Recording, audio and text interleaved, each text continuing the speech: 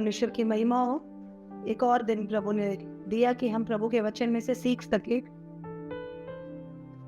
Bible बताती है कि परमेश्वर के वचन के खुलने से प्रकाश होता है, और जब हम इस प्रकाश को पाते हैं तो हमारी जिंदगी का सारा अंधेरा दूर हो जाता है। तो अगर अभी भी आपकी लाइफ में किसी भी तरह का अंधकार है, डार्कनेस है, इसका मतलब है आपने इस वचन की रोशनी को अपने जिंदगी के उस तह में, दिल के उस तहखाने में अब तक आने नहीं दिया। तो मैं गुजारिश करूंगी, आज जो परमेश्वर का आत्मा आपसे और मुझसे कहना चाहता है, हम पूरे नम्रता और दीनता के साथ, कौन बोल रहा है इस बात को नजरअंदाज करते हुए, किसकी ओर से आ रहा है, इस बात पे गौर करते हुए प्रभु के वचन को देखेंगे। आज हम पढ़ेंगे याकूब की पत्री 4 अध्याय उसका 17 वचन।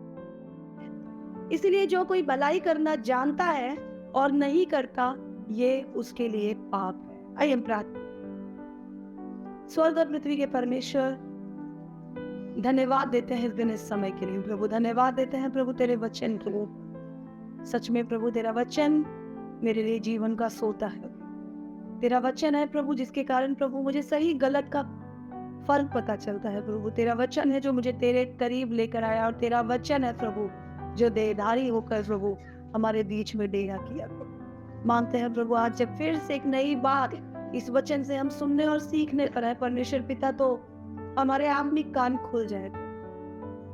अपने अंदर की हर एक गड़बड़ियों को हम आपके हाथों में रखते हैं और मांगते हैं प्रभु हम वक्ता को नहीं प्रभु श्रोत को देखें प्रभु, और हम यकीन से इस बात को सुन सके प्रभु कि तेरी आत्मा तेरे वचनों को प्रभु हमारे बीच ले आती है, ताकि प्रभु हमारे जिंदगी की हर एक उलझने सुलझ जाए प्रभु, और परमेश्वर हम सही तरीके से प्रभु तेरी मर्जी से तेरे पीछे चलने वाले बन सके। तमाम लोग खुदा जो भूखे और प्यासे तेरे वचन को सुनने के लिए आज बैठे हैं प्रभु, तो दिल से प्रार्थना करती हूँ प्रभु, तो उनके आत्मिक कानों को खोलना उन्होंने देना।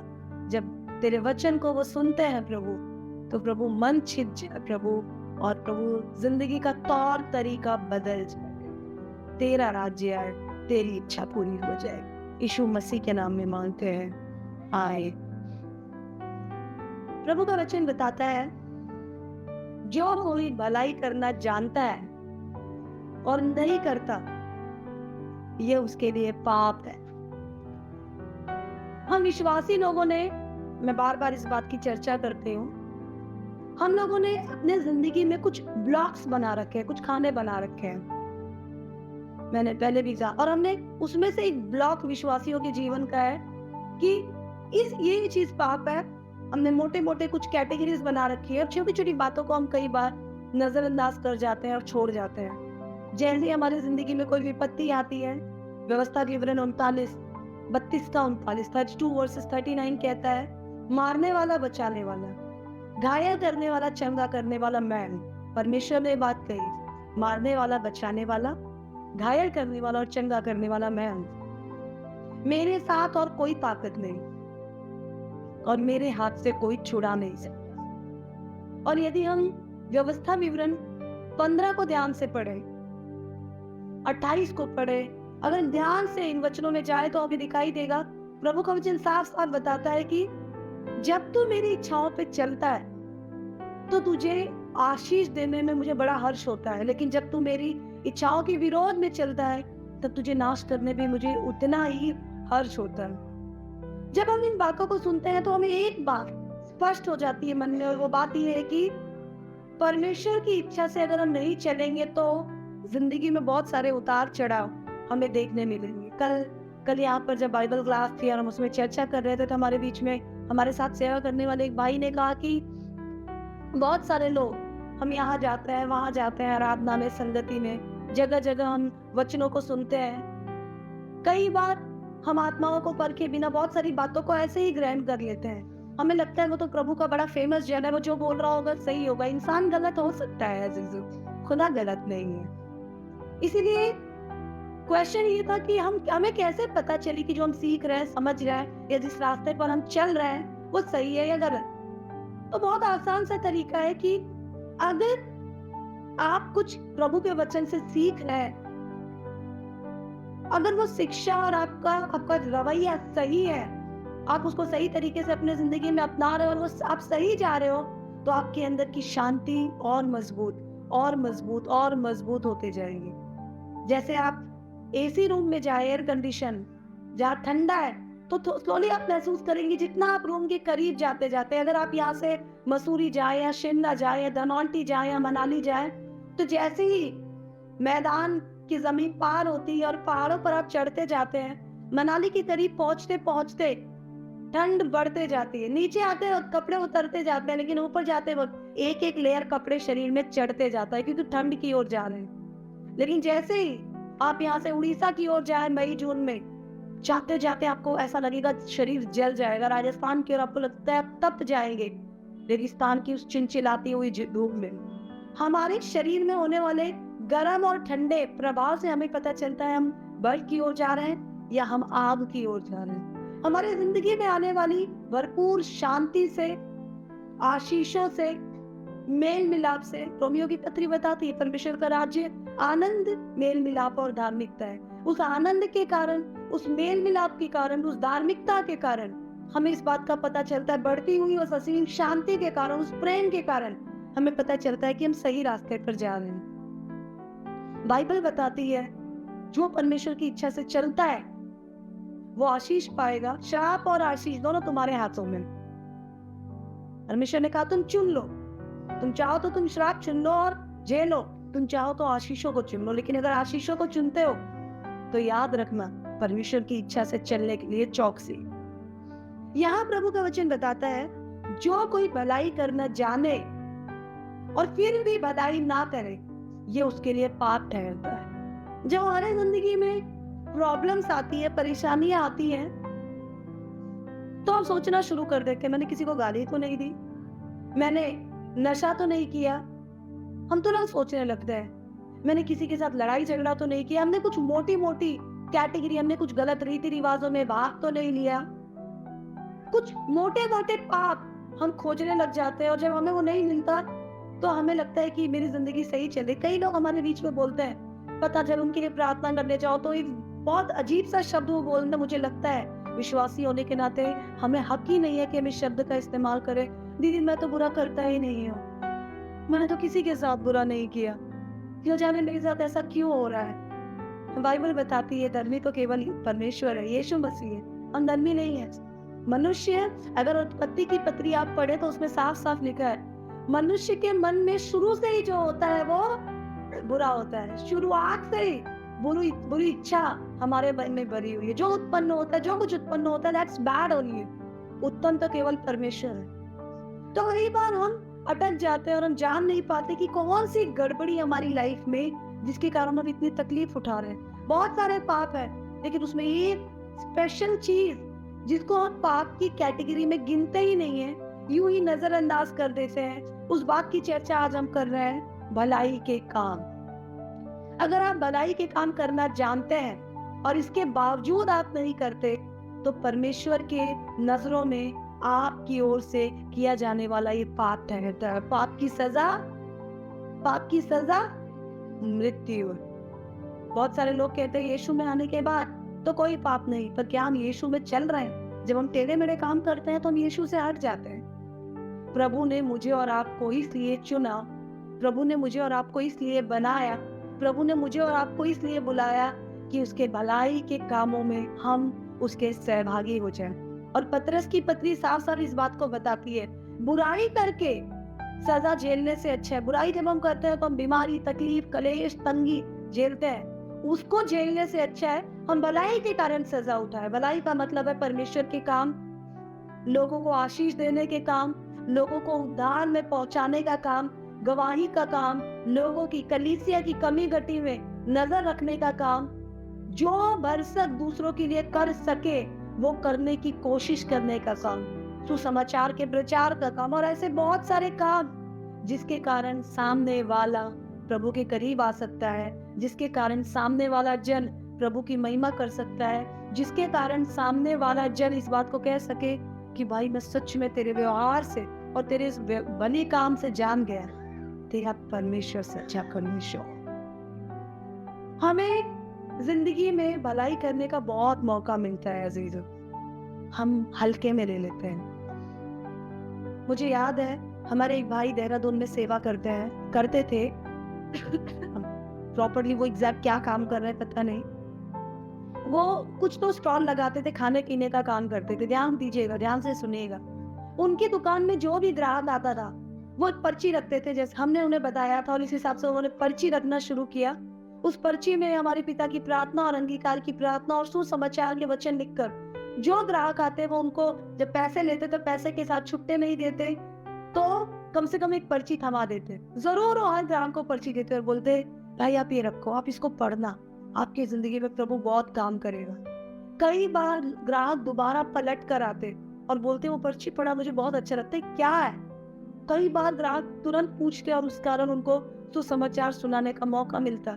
कई बार ग्राहक थोड़े ही दिनों में विश्वासी और कलीसिया में सदस्य बन जाता। तू भलाई करना जानता है और नहीं करता, वो तेरे लिए पाप गिना जाता। हम अपनी रोटी, अपने कपड़े और अपने मकान में इतने ज्यादा लिप्त हैं, अपनी दुकान में इतने ज्यादा खोए हुए हैं, अपने काम कमाई में इतने ज्यादा खोए हुए हैं कि हमें पता ही नहीं चलता। जो ग्राहक हमारे पास आते हैं, जहां हम कपड़े खरीदने जा रहे हैं, जिनसे हम सिल रहे हैं, सिलवा रहे हैं, वो सब वो आत्माएं हैं, वो लोग हैं जिनके लिए भी मेरा और आपका प्रभु सूली पर मारा गया। प्रभु ने उनके लिए भी अपने उद्धार को रखा है। और प्रभु का प्यार सारी, जैसे आने वाली बारिश अमीर गरीब, काला गोरा, छोटा बड़ा देखकर नहीं बरसती, वैसे प्रभु की आशीष भी रंग रूप भेद धर्म जात देखकर नहीं प्रभु ने दी। वचन बताता है यूहन्ना 3:16 में, परमेश्वर ने जगत से ऐसा प्रेम किया कि उसने अपने इकलौते को दे दिया, ताकि जो कोई विश्वास करे वो नाश ना हो, अनंत जीवन पाए। जगत से प्रेम किया। और जब आपने प्रभु से प्रेम किया तो जगत से उस प्रकार का प्रेम करने का वो जो जिम्मा है प्रभु ने आपको और मुझे दे दिया। हम कैसे अपने प्रेम को संसार में प्रकट कर पाएंगे अपने भलाई के कामों के कारण। मुझे याद है कुछ साल पहले मैं प्रभु के दास के साथ किसी प्रेयर मीटिंग में जा रही थी। इतने में भिखारी आया और कार के दरवाजे पे टक टक करने लगा। वो कुछ अपने हाथों में कुछ आकृतियां, कुछ चीजें, किसी के नाम पे वो भीख मांग रहा था। प्रभु के दास ने दरवाजे कार की खिड़की को खोला और बोला, तुमको क्या चाहिए? तो उसने बोला कि कुछ दे दो, इसके नाम पे दे दो, उसके नाम पे दे दो। तो भैया ने बोला, प्रभु के दास ने बोला, इस नाम पे उस नाम पे नहीं, मैं तुम्हें एक नाम के बारे में आज बताने जा रहा हूँ जिस नाम में सच में उद्धार है। मुझे याद है अजीजों, वो घटना मैं कभी बोलूंगी नहीं। वो भीख मांगने वाला जन बैसाखी पे था और बैसाखी लेने वो लंगड़ा रहा था, उसके एक पैर में काफी घाव था। ट्रैफिक में थी गाड़ी, तो प्रभु के दास ने गाड़ी साइड में लगाई और साइड में लगाने के बाद उस भिखारी को कार से निकले और उस भिखारी को उन्होंने प्रचार करना शुरू किया। प्रभु के उद्धार से लेकर, आदम से लेकर बहुत कुछ बताया, जैसे जैसे आत्मा अगुवाई करेगी। अंगीकार करवा के उस भिखारी के लिए प्रार्थना की, और जब अंगीकार करवाने के बाद उस भिखारी के लिए प्रार्थना हुई, उसने अपने पैरों को झटक कर देखा, उसके पैरों का दर्द गायब था। उसने बैसाखी हटाई और बोली, सही बात है भैया, ये तो जादू हो गया। खुश हो गया वो।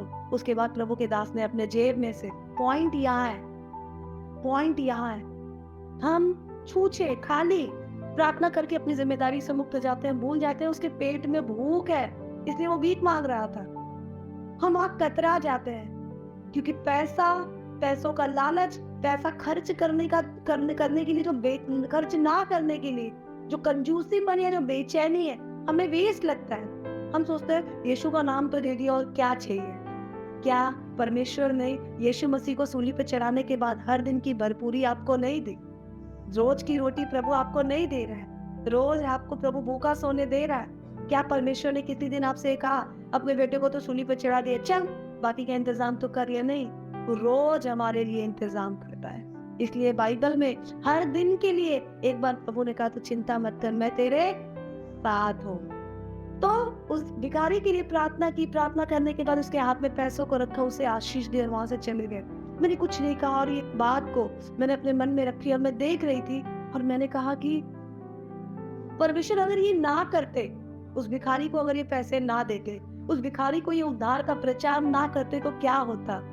वो ये होता, याकूब की पत्री 4:17 के अनुसार प्रभु के दास के कामों में, लेखे में वो पाप गिना जाता।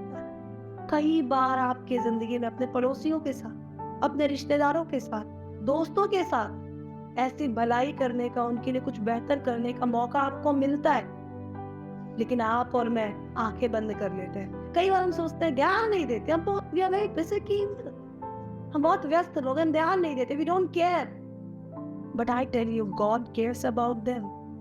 मैं आपको बताना चाहती हूँ, प्रभु उनकी भी चिंता करता है। और क्या पता, प्रभु ने आपको जो धन दिया है, प्रभु जो आपके घर में बढ़ती दे रहा है, प्रभु जो आपको भरपूरी दे रहा है, कपड़ों से लेकर, खाने से लेकर, हर चीज की, प्रभु ने इसलिए दिया ताकि उसकी कलीसिया और उसके और लोग संसार में जो अंधेरे में, उनकी दरिद्रता दूर हो सके।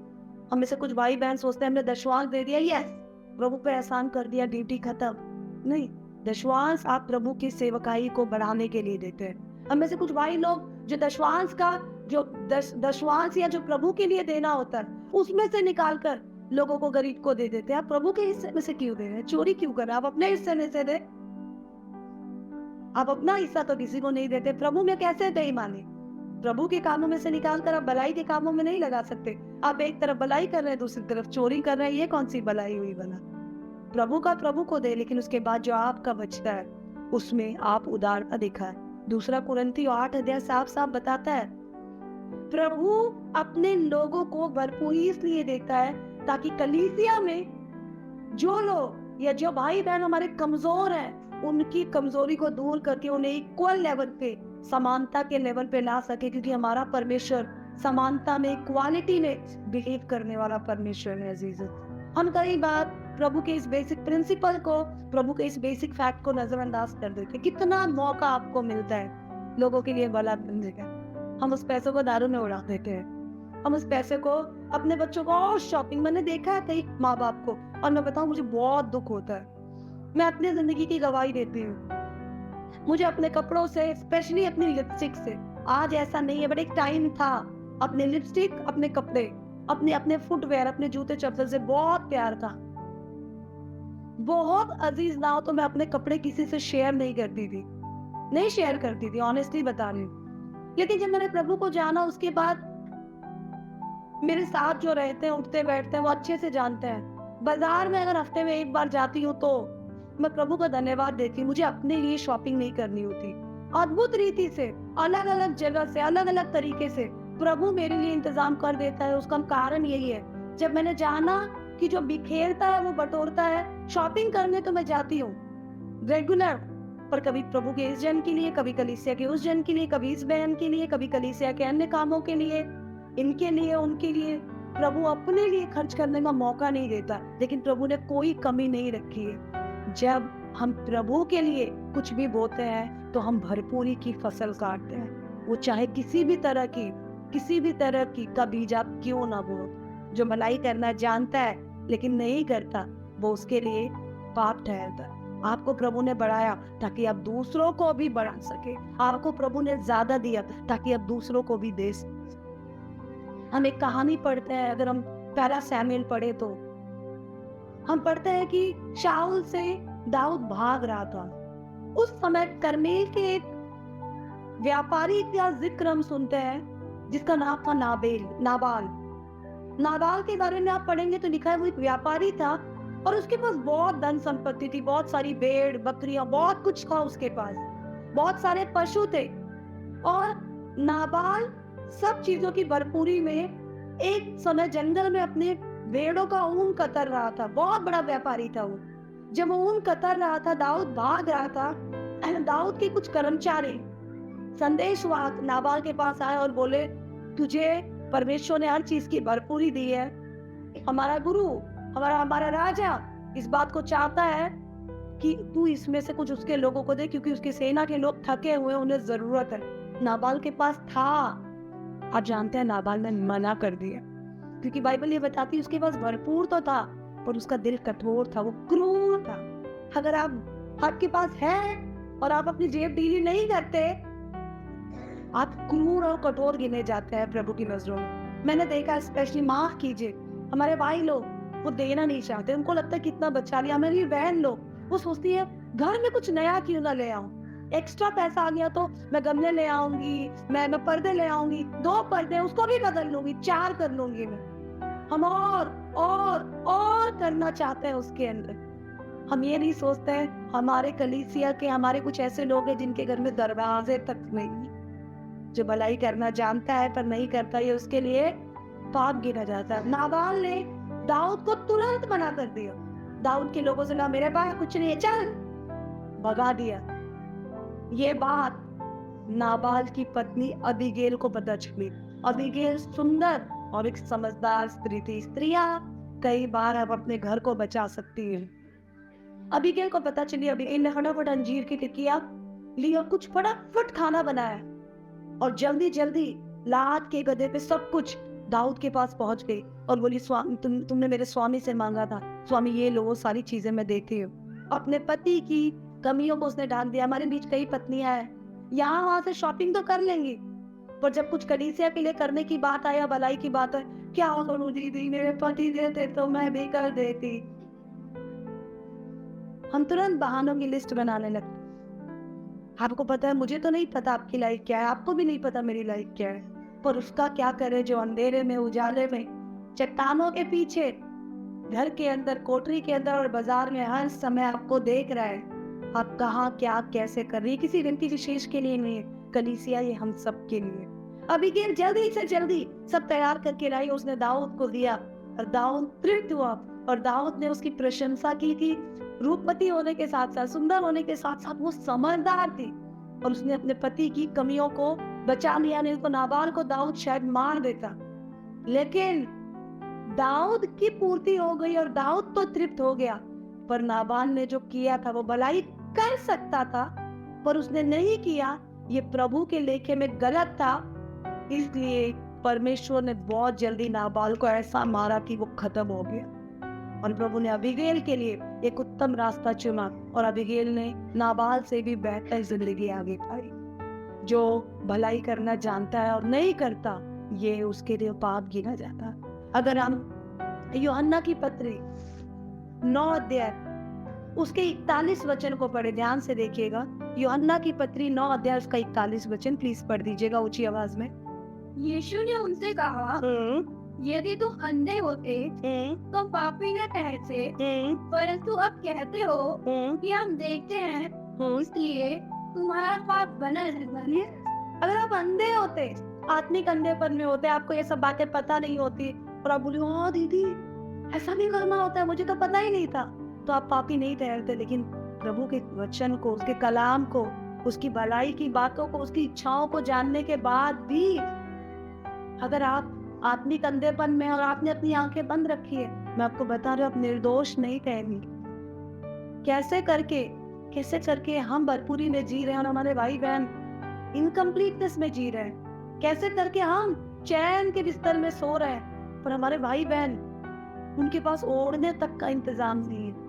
आपको पता है, यहाँ आप जो घर, गमले, पौधे सब बना रहे हैं, या आप जो रंग बिरंगे चद्दर और गाड़ी मोटर में घूम रहे हैं, सब जल जाएगा, सब कुछ जल जाएगा। बाइबल बताती है जो भलाई के काम तूने किए केवल वो बना रहेगा, जब जल जाएगा उसके लिए आप बर्बाद हो रहे हैं। जो बना रहेगा उसकी ओर हम नजरअंदाज कर रहे हैं, ध्यान ही नहीं है हमारे।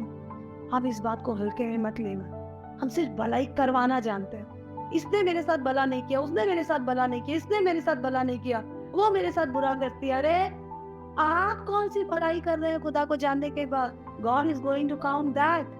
प्रभु उसको, उसका लेखा जोखा करने वाला है। और आप लोगों से उम्मीद मत रखें। अगर आप भले हैं तो प्रभु आपके लिए स्वर्ग के रास्ते को खोलेगा। अगर हम लूका की पत्री 12 अध्याय उसका 47 और 48, 47 और 48 वचन पढ़े, प्लीज पढ़ दीजिएगा। लूका 12, 47 और 48। वही दास जो अपने स्वामी की इच्छा जानता था और तैयार न रहा और न उसकी इच्छा के अनुसार चला, बहुत मार खाएगा। परंतु जो नहीं जानकर मार खाने के योग्य काम करे और थोड़ी मार खाएगा। इसलिए जिसे बहुत दिया गया है उससे बहुत मांगा जाएगा और जिसे बहुत सौंपा गया है उससे बहुत लिया जाएगा। बोलने में अजीब सा लगता है बट वचन बताता है प्रभु ने बहुत दिया है। जब उस बहुत को प्रभु के लिए इस्तेमाल करने की बारी आई और हम नहीं करते तो मार खाएगा। मार खाएगा। अगर कोई आपसे कह दे तो बहुत मार खाएगा, हमें बड़ी बेइज्जती होती है। प्रभु ये कह रहा है जिसे ज्यादा दिया गया है उसे ज्यादा करना है।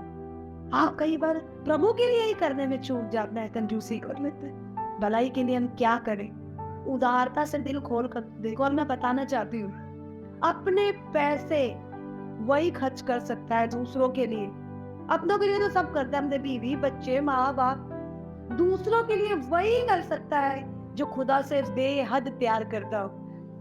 पौलुस की नाइस, जिसको पैसे कमाई गाड़ी मोटर पहनावा ये सब कूड़ा लगता हो, जब प्रभु की बात आती है तो आपको प्रभु कूड़ा लगता है अगर आप पैसों को मोल देते हैं, और पैसे कूड़ा लगते हैं जब आप प्रभु को मोल देते हैं। कलीसिया, आप किस चीज को मोल देते हैं? किस चीज को वैल्यू देते हैं? किस चीज की कीमत आपकी जिंदगी में ज्यादा है? आपको पता नहीं आपकी जिंदगी में इतनी घबराहट, आपकी जिंदगी में इतनी बेचैनी, आपकी जिंदगी में इतने डिस्टर्बेंस क्यों, आपको पता नहीं है। मैं आपको बताना चाहती हूँ, आप भलाई करना जानते हैं। प्रभु ने आपको काबिल बनाया, लेकिन जब प्रभु ने आपको काबिल बनाया तो आप अपने को और जोड़ने लग गए। और जो घट रहे हैं, हमारे सामने एक भाई या बहन है, वो कमजोर है, हम और बढ़ते जा रहे हैं, पर वो बेचारा वही के वही है, हम उसके लेवल को और अनजाने में गिरा दे रहे हैं। क्यों ना हम साथ बढ़े? प्रभु हम सबको एक समान फलता फूल देखना चाहता है। कलीसिया में बढ़ाई करके आप यीशु के शरीर को बढ़ाते हैं, बाहर बढ़ाई करके आप यीशु के शरीर को फैलाते हैं। और प्रभु ने हमें आज्ञा दी, जो कुछ मैंने सिखाया तुम सिखाओ, जो कुछ मैंने सिखाया। और सिखाना केवल खाली हाथ बच्चा प्रभु तुझे आशीष दे ये कहना नहीं होता। जब हमारे लोगों को किस चीज की जरूरत है और अगर आपके पास उस जरूरत को पूरा करने की क्षमता है तो उसे पूरा करना भी बहुत जरूरी है। एक चूड़ी के बाद, दो चूड़ी के बाद, तीन चूड़ी लेने से बहुत अच्छा है हमारे भाई बहनों के नंगेपन को हम ढक दे। एक शर्ट के पास और पैंट के बाद और शर्ट के बाद और पैंट के बाद और पैंट लेने से अच्छा है दो चार कंबल उन लोगों को दे दे जो सच में तकलीफ में है। पहले उन्हें सुसमाचार दे, उसके बाद अपने कामों के जरिए उस सुसमाचार को और मजबूत कर दे, ताकि वो कह सके सच में इसका प्रभु महान है जिसने इसके दिल को उदार बनाया। कलीसिया जो भलाई करना जानता है और नहीं करता, ये उसके लिए पाप गिन। थोड़ा अपने आप से बाहर, मेरी जरूरत, मेरी, मैं, मेरे बच्चे। और मैं आपको बता रही हूँ, मैंने कलीसिया में कुछ लोगों को देखा, बहुत क्लोजली देखा, वो बहुत करते हैं, उनके पास कभी कमी नहीं होती। मैंने बहुत लोगों को देखा दबा कर रखे हैं, उनकी कभी भरपूरी नहीं, रोते ही रहेंगे। अब उनसे कुछ मांग कर तो देखो, अरे नहीं है, कभी नहीं होंगे, क्योंकि आप छेद वाले थैले में रखते हैं। कि छोटी सी कहानी मैं आपको बताती हूँ, कुछ दिनों पहले प्रभु के दास ने हमें बताई थी। एक बार एक घर में एक चूहा रहता था, ध्यान से सुनना। एक घर में एक चूहा रहता था, मालिक उस चूहे से बहुत परेशान था। तो it is a beautiful story. मालिक बहुत परेशान था। मालिक ऊपर जो टार होती है, जो दीवार के ऊपर सामान रखने के लिए हम जो स्लैब सा लगाकर बना देते हैं, मालिक ले आया एक चूहेदानी, और चूहेदानी उसने उस पर रख दी, और उसने डिसाइड किया इस चूहे को पकड़कर इसका खात्मा करना है। उसी घर के कोने में एक सांप रहता था। चूहे ने सोचा क्या करूं, किसकी मदद तो कभी भी फंस जाऊंगा, कभी भी गिर जाऊंगा। चूहे ने सांप को जाकर बोला, भाई थोड़ी मदद करो ना, कुछ करके वो चूहेदानी इधर से हटवाओ ना, मैं किसी भी समय फंस सकता हूँ और मैं किसी भी समय तकलीफ में पड़ सकता हूँ। सांप ने बोला, चूहे तेरी क्या औलाद की तू मुझसे मदद मांग रहे हैं, चल मेरे पास और भी बहुत से काम है, मैं अपना खा रहा हूँ, पी रहा हूँ, जी रहा हूँ, तू डर चूहेदानी से। चूहेदानी है ना, सांपदानी तो नहीं है ना, चल मैं नहीं डरता। और चूहे को उसने भगा दिया। उस घर के बाहर एक बकरा बंधा हुआ था, घूम रहा था। चूहे ने जाकर उस बकरे से कहा, बकरे भैया थोड़ी सी मदद कर दो, आप तो बड़े हो, मेरे मालिक ना चूहेदानी ले आए हैं और जान को ना बहुत खतरा सा नजर आ रहा है, कभी भी फंस सकता हूँ, प्लीज मेरी मदद करो और किसी तरह मालिक के चंगुल से मुझे बचा लो। तो बकरे ने कहा, बिल में तू घूमे, घर में तू मंडरा है, मैं तो बाहर ऐश कर रहा हूँ, चारा मिल रहा है, कोई टेंशन नहीं है, सब कुछ मस्त है अपन की लाइफ में, चल तू अपना इंतजाम कर। घर से थोड़ा बाहर निकला, वहां बैल घूम रहे। उसने सोचा सांप ने तो मदद नहीं की, बकरे ने मदद नहीं की, बैल मोटा तगड़ा है, जरूर बैल मेरी मदद करेगा। बैल के पास गया और जाकर बोला, बैल बाबू, इसमें से जो लोग जिनकी पत्नियां पति को और पति पत्नियों को बाबू कहते हैं, प्लीज ऑफेंडेड फील मत करना, ये सच में बैल था। उसने जाकर कहा, बैल बाबू प्लीज मेरी मदद कर दो, मेरा मालिक चूहेदानी गया और मैं कभी भी फंस सकता हूँ। बैल ने बोला, बेटा मुझे टुकड़े टुकड़े करके डाल दे तो भी मैं उस चूहेदानी में तो फंसने का नहीं है, जिसमें मैं ना फंसूं उसकी चिंता मैं क्यों करूं। सांप बचा सकता था चूहे को, बकरा बचा सकता था चूहे को, बैल बचा सकता था चूहे को, किसी ने नहीं बचाया। चूहा बेचारा तड़फ के कोने में बैठ के इंतजार कर रहा था, आज नहीं तो कल मेरी मौत पक्की है, मैं कहीं ना कहीं तो फंस जाऊंगा, लालची कहीं का मैं।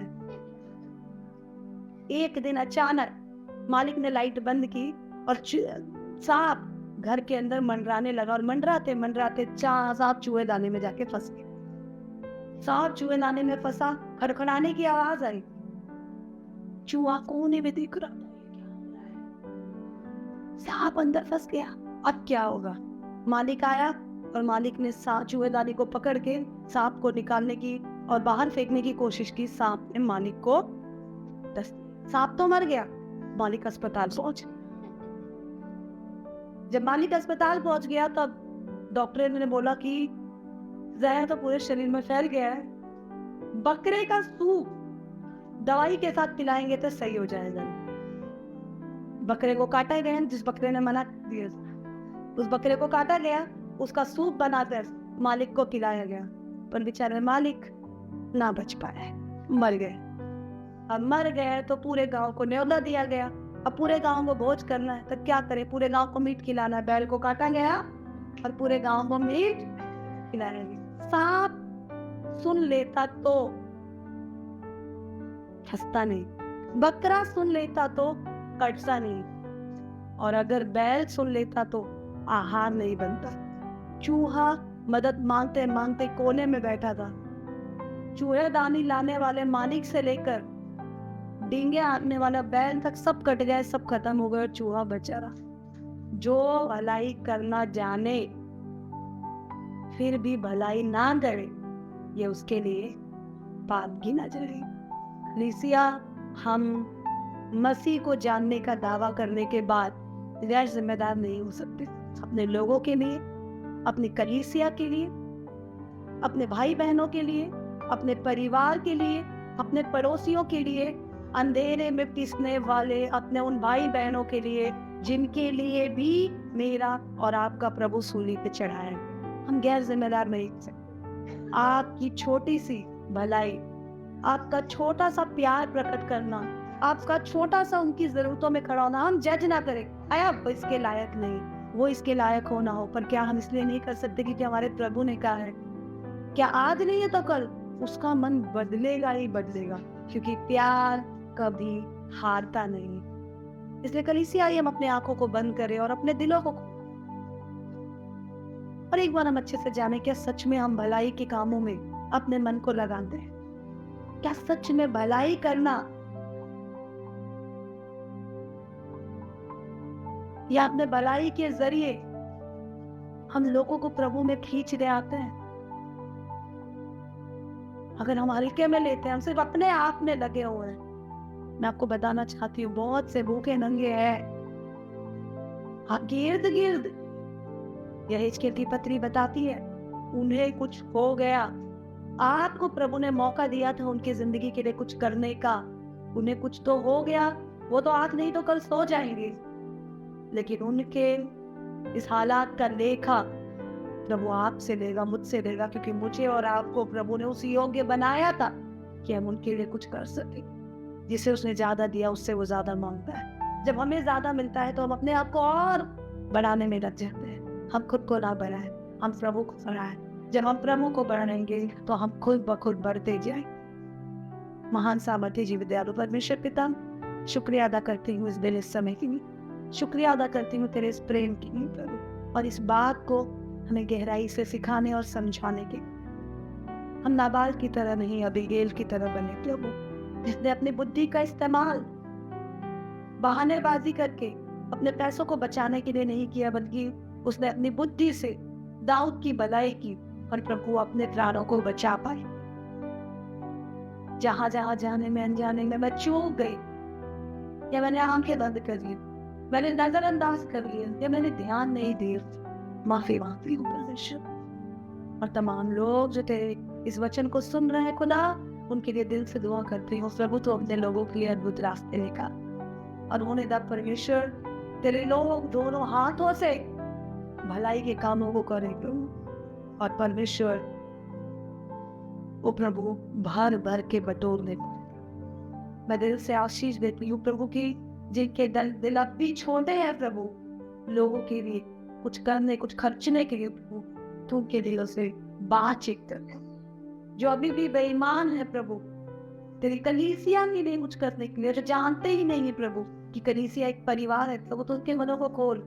कुछ फेवरेट लोगों के लिए नहीं, तमाम तेरे लोगों के लिए खड़े हो सके, एक समान प्यार कर सके और एक समान एक दूसरे को बढ़ाने और बनाने के लिए मेहनत कर सके। खुदा हमने से ज्यादा था तो दूसरों से बेहतर कपड़ों में, लत्तों में, उड़ने में, बैठने में बनना चाहते हैं, जबकि खुदा भलाई तो ये है कि हम दूसरों को अपने से बेहतर बनाने की मेहनत करें। तो आज हमें सिखा और हमसे बातचीत कर। यीशु मसीह हमें मांगते हैं।